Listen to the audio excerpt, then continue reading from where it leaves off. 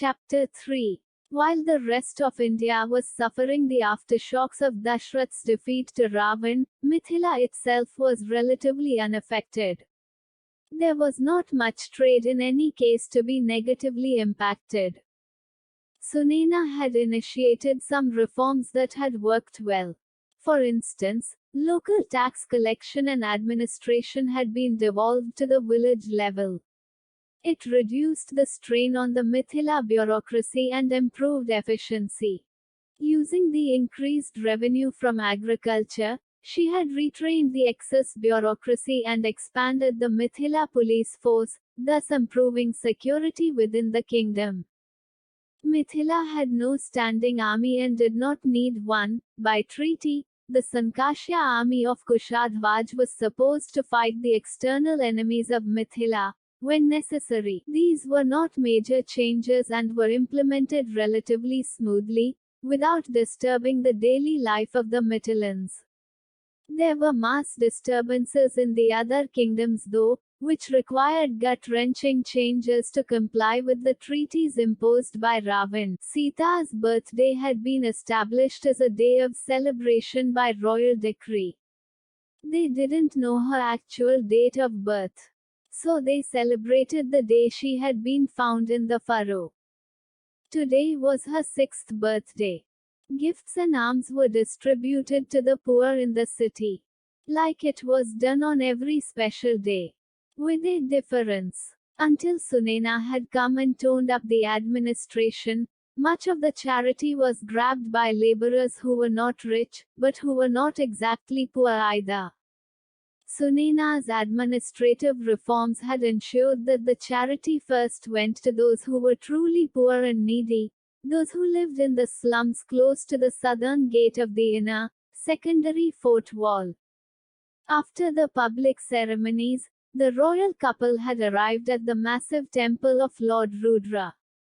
The Lord Rudra temple was built of red sandstone. It was one of the tallest structures in Mithila, visible from most parts of the city. It had a massive garden around it, an area of peace in this crowded quarter of the city. Beyond the garden were the slums, spreading all the way to the fort walls. Inside the main Garbhagriha, the sanctum sanctorum of the temple, a large idol of Lord Rudra and Lady Mohini had been consecrated. Seemingly in consonance with a city that had come to symbolize the love of knowledge, peace, and philosophy, the image of Lord Rudra was not in his normally fierce form. In this form, he looked kind, almost gentle. He held the hand of the beauteous Lady Mohini, who sat next to him. After the prayers, the temple priest offered prasad to the royal family. Sunena touched the priest's feet and then led Sita by the hand to a wall by the side of the Garbhagriha. On the wall, a plaque had been put up in memory of the vulture that had valiantly died defending Sita from a pack of wolves. A death mask of its face had been made before the bird was cremated with honor. Cast in metal, the mask recorded the last expression of the vulture as it left its mortal body. It was a haunting look, determined and noble. Sita had made her mother relate the entire story on several occasions. Sunena had been happy to oblige. She wanted her daughter to remember. To know that nobility came in many a form and face. Sita touched the death mask gently, reverentially. And as always, she shed a tear for the one who had also given her the gift of life. Thank you, whispered Sita. She said a short prayer to the great god Pashupati, lord of the animals. She hoped the vulture's brave soul had found purpose again. Janak discreetly signaled his wife, and the royal family slowly walked out of the Lord Rudra temple. The priests led the family down the flight of steps. The slums were clearly visible from the platform height. Why don't you ever let me go there, Ma? Asked Sita, pointing at the slums. Sunena smiled and patted her daughter's head. Soon. You always say that, Sita protested, a grumpy expression on her face. And, I mean it, laughed Sunena. Soon. I just didn't say how soon. All right, said Janak, ruffling Sita's hair. Run along now. I have to speak with Guruji. The 7-year-old Sita had been playing with her father in his private office when Janak's chief guru, Ashtavakra, had walked in. Janak had bowed to his guru, as was the tradition, and had requested him to sit on the throne assigned for him. Mithila, not being a major player in the political arena of the Sapt Sindhu anymore, did not have a permanent Raj Guru, but Janak's court hosted the widest range of eminent seers, scholars, scientists and philosophers from India. Intellectuals loved the Mithilan air, wafting with the fragrance of knowledge and wisdom. And one of the most distinguished of these thinkers, Rishi Ashtavakra, was Janak's chief guru. Even the great Maharishi Vishwamitra, chief of the Malayaputra tribe, visited Mithila on occasion. We can speak later, if you so desire, Your Highness, said Ashtavakra. No, no, of course not, said Janak. I need your guidance on a question that has been troubling me, Guruji. Ashtavakra's body was deformed in 8 places. His mother had met with an accident late in her pregnancy. But fate and karma had balanced the physical handicap with an extraordinary mind. Ashtavakra had shown signs of utter brilliance from a very young age. As a youth, he had visited Janak's court and defeated the king's then chief guru, Rishi Bandi, in a scintillating debate. In doing so, he had redeemed his father, Rishi Kahola, who had lost a debate to Bandi earlier. Rishi Bandi had gracefully accepted defeat and retired to an ashram near the eastern sea to acquire more knowledge. Thus it was that the young Ashtavakra became Janak's chief guru.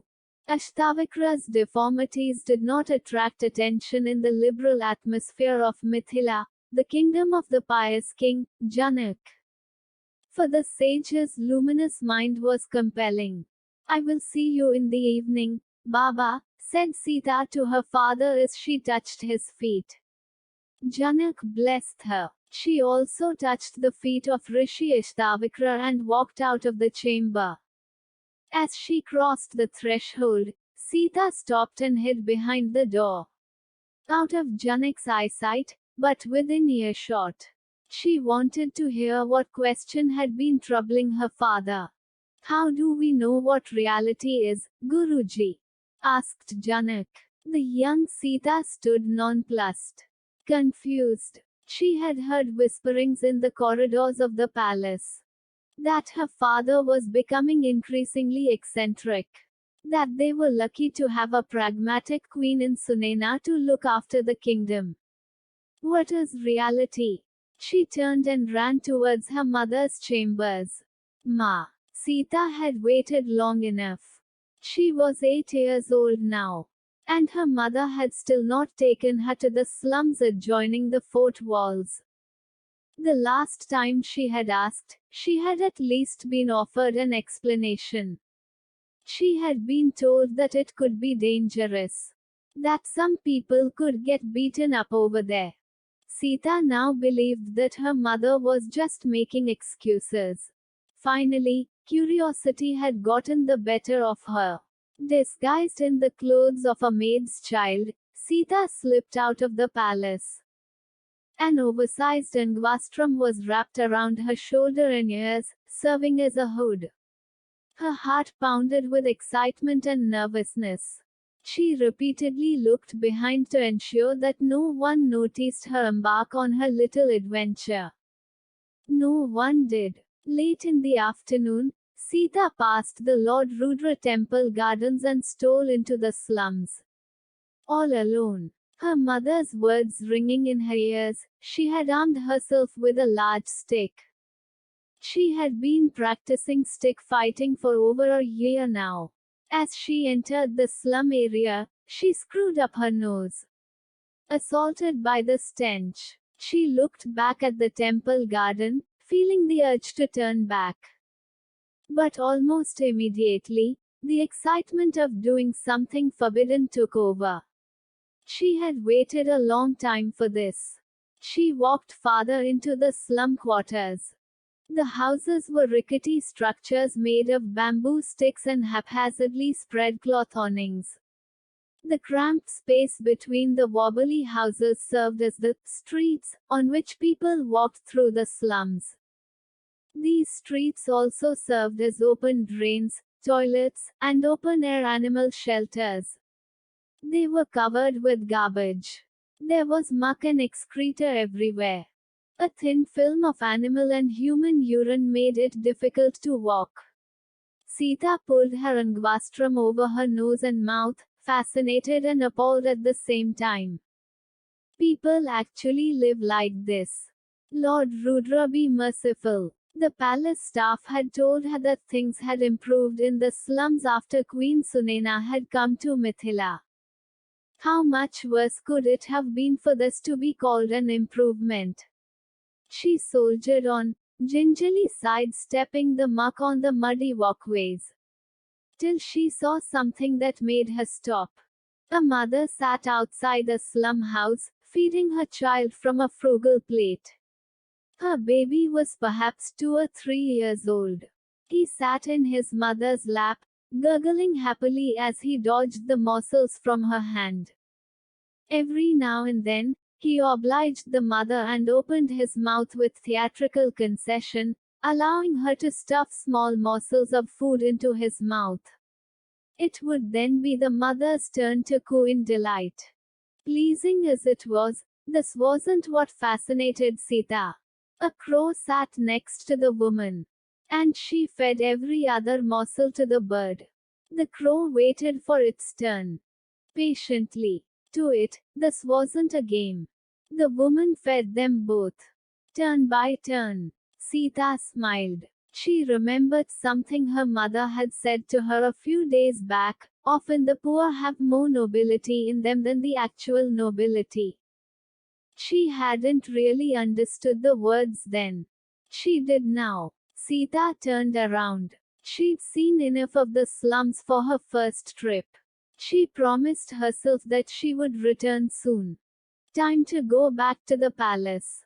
There were 4 tiny lanes ahead. Which one do I take? Uncertain, she took the leftmost one and began to walk. She kept moving. But the slum border was nowhere in sight.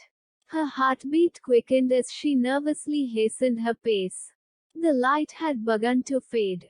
Every chaotic lane seemed to end at a crossroads of several other paths. All haphazard, all disorganized.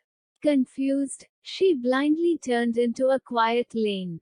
Beginning to feel the first traces of panic, she quickened her steps. But it only took her the wrong way, faster.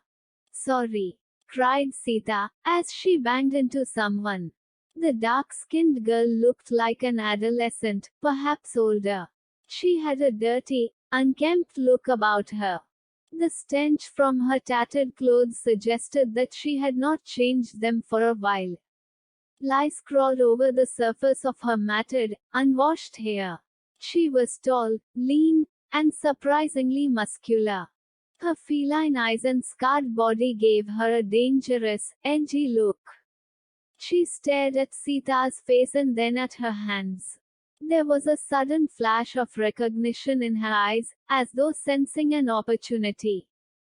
Sita, meanwhile, had darted into an adjacent lane.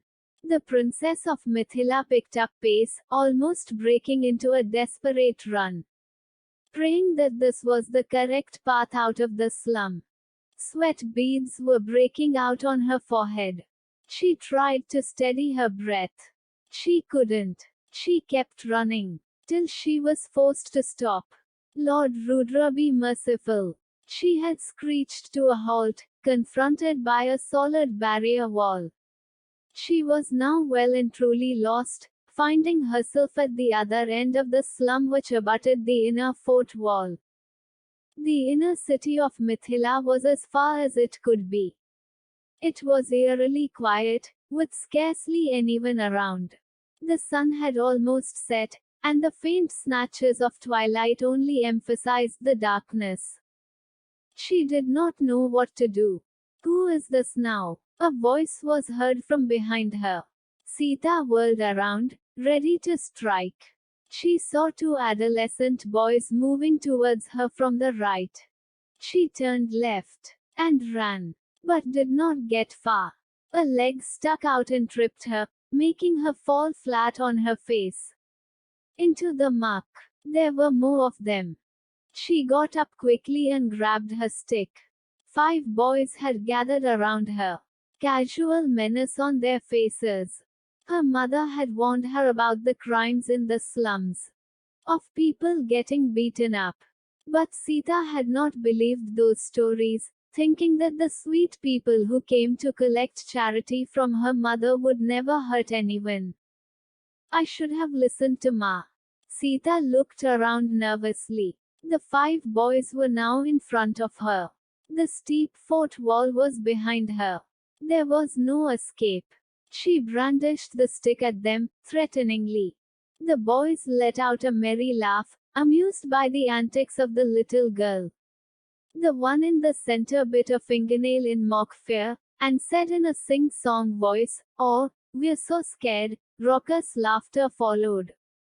"That's a precious ring, noble girl," said the boy, with theatrical politeness. "I'm sure it's worth more than what the 5 of us will earn in our entire lives." "Do you think that? Do you want the ring?" asked Sita, feeling a sense of relief as she reached for it. "Take it. Just let me go." The boy sniggered. "Of course we will let you go. First throw the ring over here." Sita gulped anxiously. She balanced her stick against her body, and quickly pulled the ring off her forefinger. Holding it in her closed fist, she pointed the stick at them with her left hand. "I know how to use this." The boy looked at his friends, his eyebrows raised. He turned to the girl and smiled. "We believe you. Just throw the ring here." Sita flung the ring forward. It fell a short distance from the boy. "Your throwing arm could do with more strength, noble girl," laughed the boy, as he bent down to pick it up. He looked at it carefully and whistled softly, before tucking it into his waistband. "Now, what more do you have?" Suddenly, the boy arched forward and fell to the ground. Behind him stood the tall, dark-skinned girl Sita had crashed into earlier. She held a big bamboo stick with both hands. The boys whirled around aggressively and looked at the girl. The bravado evaporated just as quickly. She was taller than they were, lean and muscular. More importantly, it appeared the boys knew her and her reputation. "You have nothing to do with this, Samichi," said one of the boys, hesitantly. "Leave." Samichi answered with her stick and struck his hand ferociously. The boy staggered back, clutching his arm. "I'll break the other one too, if you don't get out of here," growled Samichi. And the boy ran. The other 4 delinquents, however, stood their ground. The one that was felled earlier was back on his feet. They faced Samichi, their backs to Sita, the apparently harmless one. They didn't notice Sita gripping her stick, holding it high above her head and creeping up on the one who had her ring. Judging the distance perfectly, she swung her weapon viciously at the boy's head. Thwack! The boy collapsed in a heap, blood spurting from the crack on the back of his head. The 3 others turned around. Shocked. Paralyzed. "Come on! Quick!" screamed Samichi, as she rushed forward and grabbed Sita by the hand. As the 2 girls ran around the corner, Samichi stole a glance back at the scene. The boy lay on the ground, unmoving. His friends had gathered around him, trying to rouse him. Quickly, shouted Samichi, dragging Sita along.